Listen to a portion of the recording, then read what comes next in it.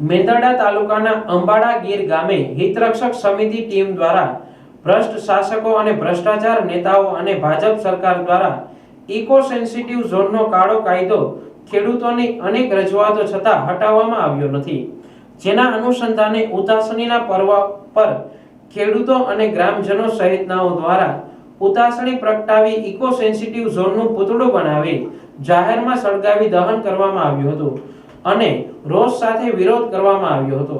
આ રાક્ષસી કાળો કાયદો ઇકો સેન્સિટિવ ઝોનને હટાવવા સરકાર ટસની મસ થતી નથી, ત્યારે અંબાડા ગીરના ખેડૂતો, ગ્રામજનો અને ગ્રામ પંચાયતની ટીમ દ્વારા ઇકો સેન્સિટિવ ઝોન મુદ્દે પૂતળા દહન કરીને સરકારને અને મેંદરડા તાલુકાના 21 જેટલા ગામો અને જૂનાગઢ જિલ્લાના ગીર સોમનાથ જિલ્લાના અમરેલી જિલ્લા સહિત આશરે 196 ગામોના ખેડૂતો માટે ઇકો સેન્સિટિવ ઝોન હટાવો। આજે ઇકોઝોનના વિરોધમાં હોળીના દિવસે ઇકોઝોનનું પૂતળાનું દહન કરી ગામના તમામ ખેડૂત ખાતેદારો સાથે મળીને આનો વિરોધ કરીએ છીએ। સરકારને વારંવાર રજૂઆત કરવા છતાંય સરકાર અમારી વાત જાણી નથી કરતી।